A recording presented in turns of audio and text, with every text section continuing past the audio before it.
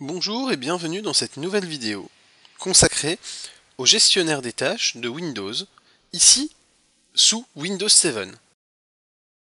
Il existe pour commencer plusieurs moyens d'atteindre le gestionnaire des tâches.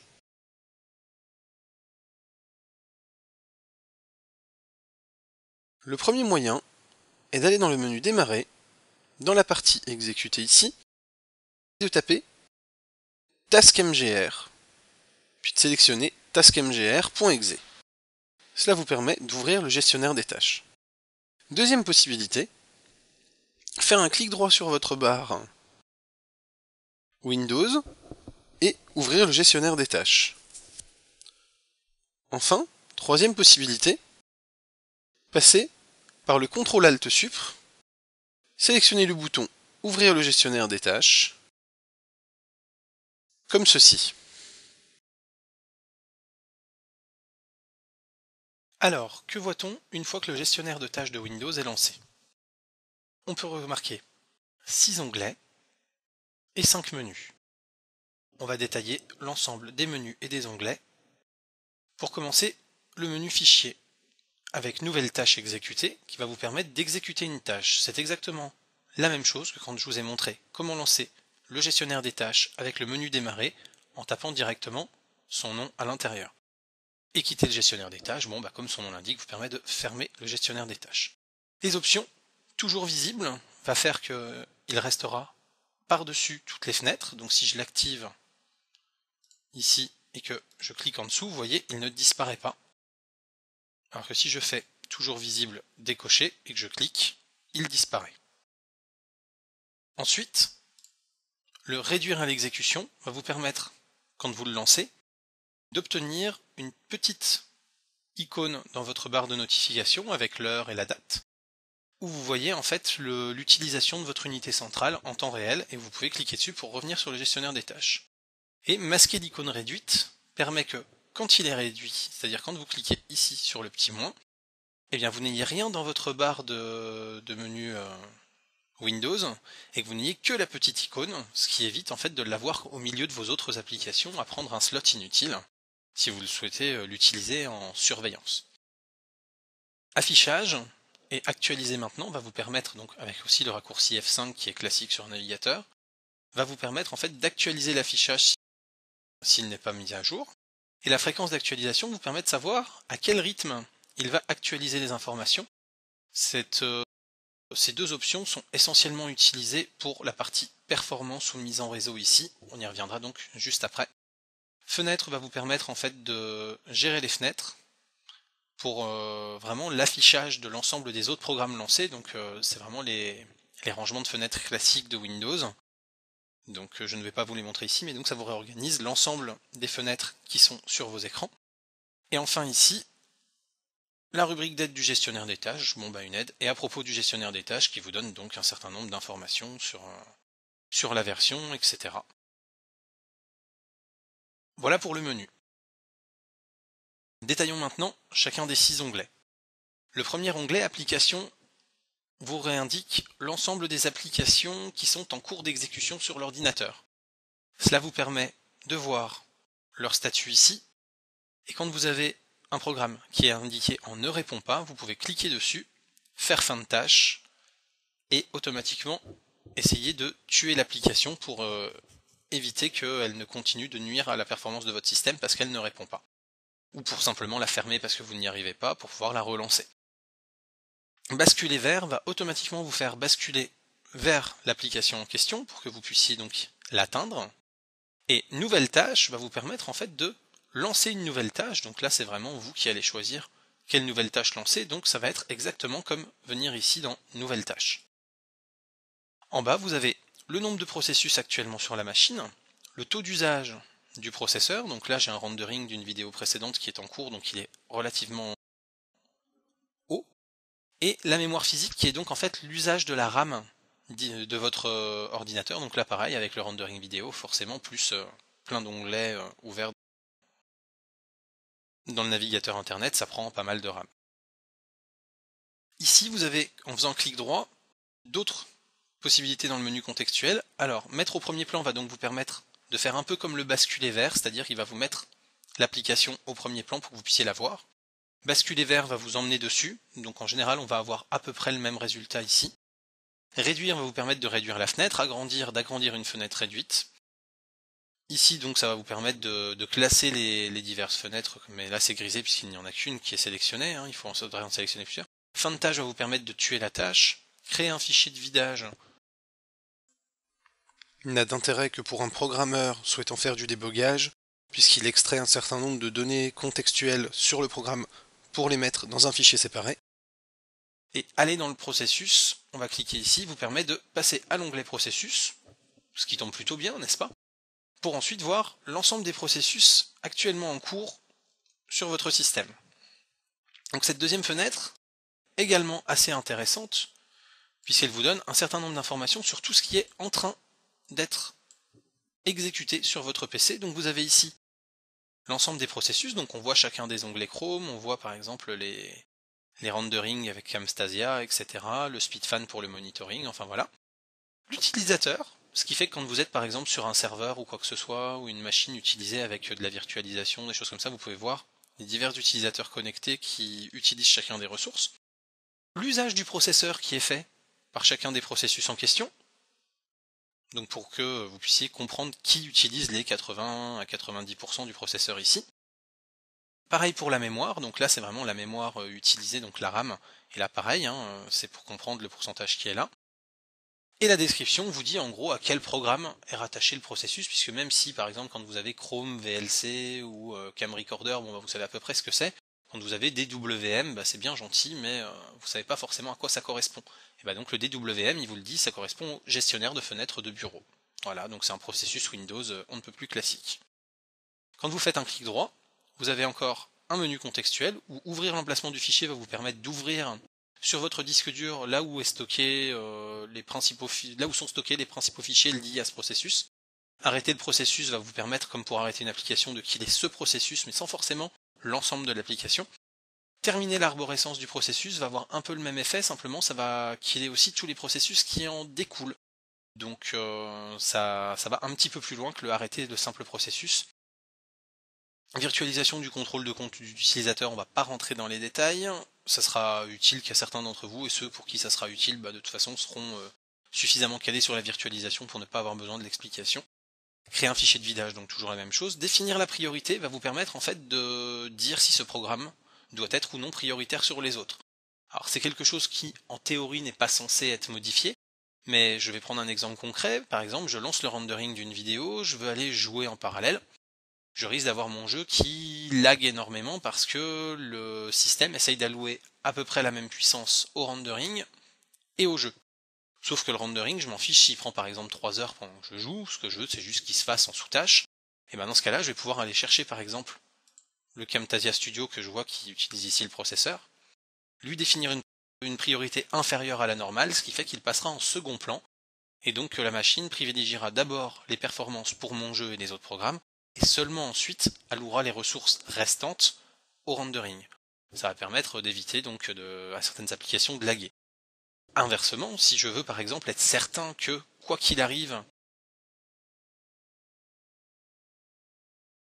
la conversation en visio que je fais soit prioritaire pour être sûr qu'elle reste stable, et je vais pouvoir, toujours dans la priorité, l'augmenter en supérieur à la normale ou haute, pour qu'elle prenne le pas sur l'ensemble des autres processus. Donc après, le problème, c'est que si ça prend trop le pas sur d'autres processus essentiels, on peut avoir des soucis d'instabilité du système ou de latence sur d'autres fonctions. Définir l'affinité va vous permettre en fait de choisir sur quel processeur vous souhaitez que tourne le processus en question.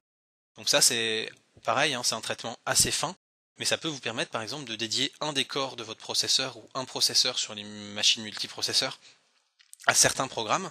Donc là encore, toujours pour dire, j'ai par exemple un processeur pour les programmes classiques de l'ensemble de ma machine, pour internet, pour visualiser des pages web, pour écouter de la musique, et je dédie par exemple sur un biprocesseur les 4 cœurs du processeur numéro 2, donc qui seront en UC 4, 5, 6 et 7, ceux-là je les dédie uniquement au rendering vidéo ou à la gestion d'une machine virtuelle spécifique ou quoi que ce soit. Ou si j'héberge 4 machines virtuelles, je peux très bien dire chacune est sur un processeur séparé, chacune bénéficie de son corps ou de son processeur. Donc là, l'intérêt va être vraiment si vous voulez affiner la répartition, puisque de base, Windows gère très très bien la répartition de manière dynamique pour que quand une tâche ou un processus demande un peu plus de puissance qu'un autre, il puisse déborder sur un des autres processeurs ou un des autres corps de processeurs. Mais par contre, si vous voulez garantir une puissance à plusieurs personnes, ça peut être intéressant effectivement de dédier chaque machine virtuelle sur des corps différents, pour être sûr qu'en gros le serveur entre guillemets dédié à chaque utilisateur ne soit pas cannibalisé à certains moments par un autre utilisateur un peu trop gourmand en ressources. Toujours dans ce menu contextuel, on a les propriétés qui vous permettent d'avoir un certain nombre d'informations sur le processus, savoir où est installé le processus en question, la taille du fichier, et puis ensuite là on a vraiment les choses classiques de la navigation Windows quand on fait un clic droit propriété sur un dossier. Donc ça on y reviendra sans doute dans une autre vidéo, mais ce n'est pas l'objet de la vidéo d'aujourd'hui. Et enfin, quand vous allez dans accéder au service, on passe à l'onglet d'après, donc on va y revenir. Simplement afficher les processus de tous les utilisateurs ici, va vous permettre simplement donc de voir, essentiellement pour une machine donc ici non virtualisée, les autres processus qui n'ont rien à voir avec moi-même, mais qui sont lancés par le système, ou ici par exemple par un service local. Donc on peut classer ensuite les processus, bien évidemment, en fonction des paramètres que l'on souhaite. Donc si là je fais ici par exemple, je peux aller voir que dans les services réseau ou les services locaux, j'ai un certain nombre de choses qui n'apparaissaient pas forcément parce qu'elles étaient vraiment liées au système, mais je peux après dessus avoir des informations ou les killer si je veux les arrêter parce que je pense qu'ils posent un souci. Voilà, donc ensuite on va revenir sur les services. Donc les services c'est un peu des processus spécifiques, c'est-à-dire que c'est tout ce qui peut être exécuté sur votre machine à un moment ou à un autre. Et donc là vous avez l'ensemble des services et pas forcément que ceux qui sont exécutés, comme vous le voyez ici par exemple la LG qui est un service de passerelle, donc de couche application, à vos souhaits, et bien vous voyez que là il est en statut arrêté, malgré tout il apparaît dans la liste. Donc pour voir ceux qui sont en cours d'exécution, il faut effectivement faire un classement. Et on va voir donc après, à ce moment-là, tous ceux qui sont exécutés, et on va pouvoir encore une fois arrêter le service en question, ou aller dans le processus qui est lié pour voir à quoi ça peut correspondre. Donc là par exemple, si je prends le aero lookup SRV et que je vais aller dans le processus, il me dit que c'est svshots qui le génère et que c'est le processus d'autre pour les services Windows. Donc en même temps, on s'en doute, AE lookup, le AE c'est lié à aero, donc voilà, c'est plutôt logique que ce soit ce processus-là qui ait déclenché ce service-là. Mais voilà, ça donne un certain nombre d'informations sur ce qui se passe sur le PC. Ça peut être assez utile. Et quand on clique sur service ici, alors je vais juste essayer de recaler la fenêtre, voilà, et ben on a l'ensemble des services et la possibilité d'intervenir dessus encore. Ça c'est pareil, le gestionnaire de services, on le verra sans doute dans une prochaine vidéo, ce n'est pas l'objet du jour. Ensuite l'onglet performance. Alors celui-ci c'est sans doute le plus connu sur le plan graphique, puisque c'est celui qui permet de se rendre compte de l'usage de l'ordinateur, avec ici chaque thread, donc chaque corps généralement, ou pour les processeurs hyper-threadés, vraiment chaque ligne, chaque fil d'instruction, qui est ici détaillé avec sa charge, la charge moyenne globale sur l'ensemble des corps, c'est-à-dire que si j'ai deux corps ici à 100% et deux qui sont inutilisés, je vais avoir une charge ici qui va être à 50%. Et ici donc l'historique de l'utilisation de la mémoire physique, donc le mot est important puisque c'est uniquement la RAM, et si vous avez donc des espaces de swap sur vos disques durs, ils ne seront pas comptabilisés là-dedans. En dessous, un certain nombre d'informations, alors je ne vais pas toutes les détailler, simplement notez que dans la mémoire physique, vous avez ici le total, avec donc à chaque fois des informations sur qu'est-ce qui reste de disponible par rapport à ce qui est mis en cache, etc. La mémoire pour le noyau qui est ici en méga, donc c'est tout ce qui est pagination ou non pagination. Et au niveau du système, donc vous avez le nombre de threads, donc c'est de fils d'exécution en fait, le nombre de processus, le temps d'activité, et par exemple donc là le nombre de gigas validés. Handles représente le nombre d'objets gérés par l'ensemble des processus, c'est un peu entre guillemets les sous-processus qui sont exécutés sur votre machine, ou plutôt les sous-threads, puisqu'il y a des processus composé de trit, composé de handles. Et enfin, validé en giga, c'est en fait, ou en méga d'ailleurs, c'est en fait le nombre de mégas utilisés sur le fichier de pagination. Donc le fichier de pagination, c'est en fait l'espace de swap que vous avez mis sur votre disque dur et qui vient compléter votre mémoire vive pour y stocker un certain nombre d'éléments qui sont un peu moins utilisés que ceux mis dans la mémoire vive. Ça permet de libérer de la place dans la mémoire et de pouvoir utiliser des objets un peu plus volumineux mais nécessitant moins d'accès. Voilà, donc là par exemple on voit qu'il y a 9 Go sur les 19 que j'ai alloués sur l'ensemble des SSD. Il y a 9 Go qui sont actuellement utilisés. Le moniteur de ressources en lui-même vous ouvre une autre page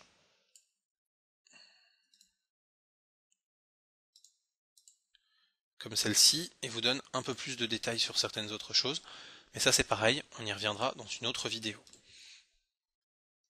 La mise en réseau vous permet de voir l'usage de votre connexion réseau, avec donc les diverses connexions si vous en avez plusieurs, pour des cartes mères par exemple ayant 2 connecteurs, ça peut être intéressant. Le taux d'usage, la vitesse, là on sait qu'on est connecté en gigabits, hop, et donc l'état. Et les utilisateurs vous permettent de savoir quels sont les utilisateurs qui ont actuellement une activité. Donc ici forcément sur un ordinateur personnel on en a un seul. Si on était sur un serveur avec de la virtualisation massive, on aurait ici un très grand nombre d'utilisateurs qui apparaîtraient, puisqu'on aurait chaque utilisateur connecté qui serait détaillé, et on peut donc tuer la connexion ou fermer la session de l'utilisateur ou envoyer un message en fonction des droits administrateurs ou non que nous avons sur le serveur en question. Voilà pour la présentation de ce gestionnaire des tâches sous Windows 7. J'espère qu'il vous sera utile pour pouvoir soit killer des applications un petit peu récalcitrantes qui ont planté, soit avoir un certain nombre d'informations sur l'usage de votre PC et pouvoir vous rendre un peu compte de qu'est-ce qui mange ou non de la ressource quand vous avez des ralentissements pour pouvoir mener les actions nécessaires au bon fonctionnement de votre machine. Voilà, je vous souhaite une excellente journée et à très bientôt pour une prochaine vidéo. Vous avez aimé ma vidéo? Alors, j'aime, je partage et je m'abonne.